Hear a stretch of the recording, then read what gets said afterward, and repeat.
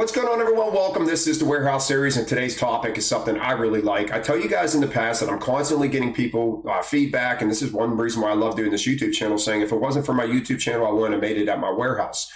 Now, so yes, the topic is, or the title is, can you actually learn from watching my YouTube videos? And yes, you can if you actually apply what I am talking about in my videos to your everyday pallet building.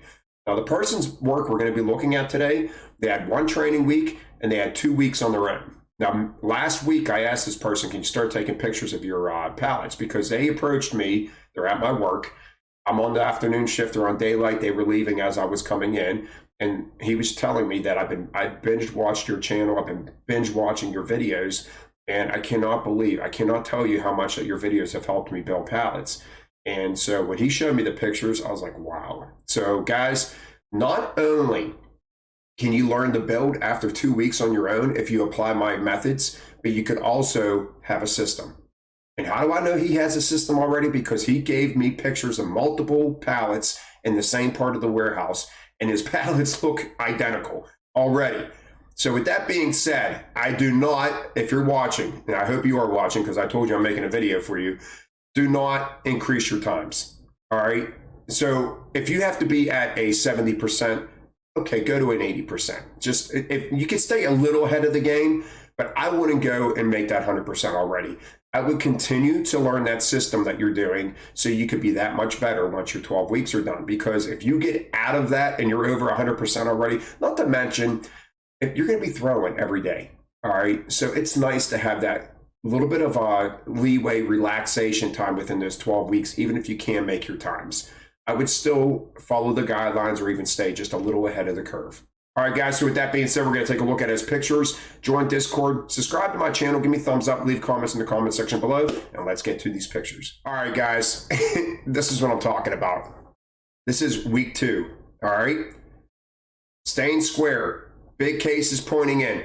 Now, is this person doing 100% of what I would do? No, but it doesn't matter. This is what I'm telling you guys. Just because I say something's the right way doesn't mean it's the only way, okay? So when you take my methods, you might tweak it to your likings.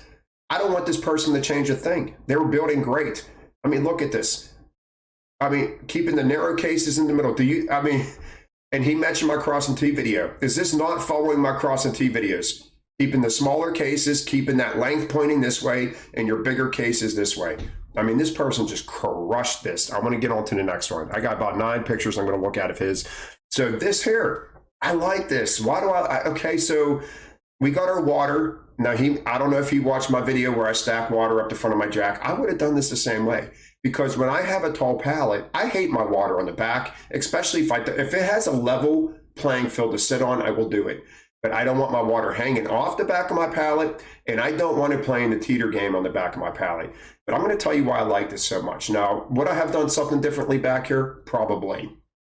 But with that being said, why do I like this so much? Because we kept it light.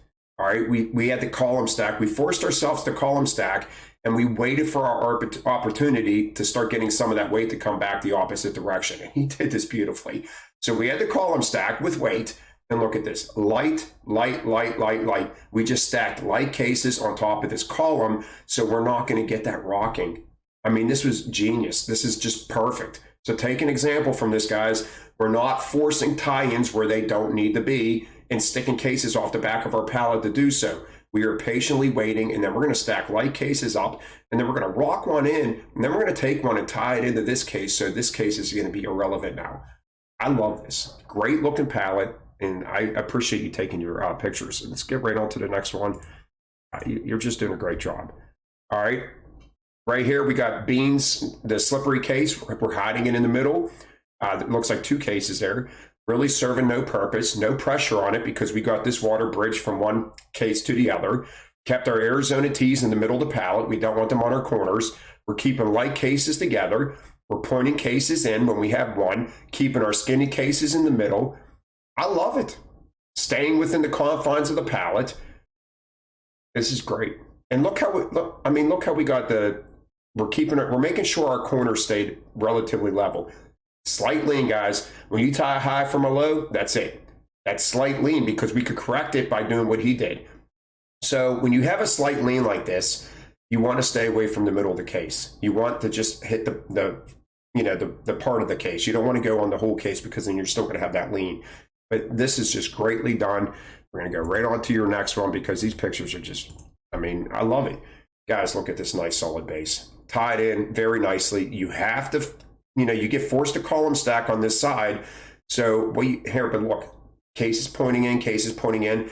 Remember, guys, when I say keep like cases together, it doesn't mean they have to be side by side. They could be right up on the front of the jack like this. I love it. All right, we got tides in from high to a low, but it doesn't matter. We're topping off our pallet. These are light cases, nothing that's going to push anything over, because we're finished. When you see how we just threw his cases up here? That's what I'm talking about. When you have a nice solid base like this, once you get to about right here, you're just going to throw these, and they're not going to make a difference, because we got that nice solid base. When you screw this up, you're taking way more time up here. We want to make sure we take time with our base and then throw this quicker. This is freaking perfect. I have a feeling he's probably close to making his times already. And I mean, this is just, I love it. I mean, okay, so I'm not even going to say what I would or would not do, because I don't want him to change anything, because he's doing such a good job. You just keep doing what you're doing. You got your system down already, and stick with it. So I'm going to get on to the next picture. Guys, look at this. I love it. All right, Ben's rice. What do I say, guys? Keep it in the middle. If you get it early, so this is our 23 out. So he started in our 23 out. It's one of the harder places to start, because you're starting off with like a small case base, and then you come around and you do into our 18 out. And this is stuff, I mean, he did such a great job. Guys, Capri Suns, I hate stacking on them. I put them towards the front of my jack, and I keep them in the same spot. And look, he did the same thing. Nice, tall, skinny middle, cross and tee. High corners, low insides, keeping the cases pointing in. Spacing cases out, so we're keeping our gaps minimal. High corner, low inside, guys. Come in. See what I mean? When you have a high corner, low inside, and you get a case that just comes over, that's how you close the gaps. So we got this case hovering over anything, but it's most of the cases on here, so it's perfect. Crushing it. Let's get to the next picture. All right, we got a couple more to look at. Look at this, guys. I love it. All right, like I said, there's stuff on here that I would not do, but I'm not saying a damn word, because I don't want you to change anything. You're just building great. Tied in this whole front pallet, perfect. High corner, low inside, guys. Just squeeze them in there. Tide pods are light, squeeze them in there. They ain't gonna do nothing. We tied this in. Just perfect. Look, guys, back of the pallet facing in, keeping that nice strong back. I love it. Back of the, this here, guys, look, we have a small case base. I didn't even notice that. Nice small case base. All right, and we stayed level. When you take your time with this, you're going to get all these big cases. Just throw them on. And this guy has no previous warehouse experience. All right, this guy just is crushing it. So these next two, this tells me a system. Buckets in the middle. You obviously have been watching my videos. Okay, guys, when you have buckets in the middle, we want those buckets. Now, we could have used these as a corner, but I do see people put the buckets in the middle, because they don't want to deal with them.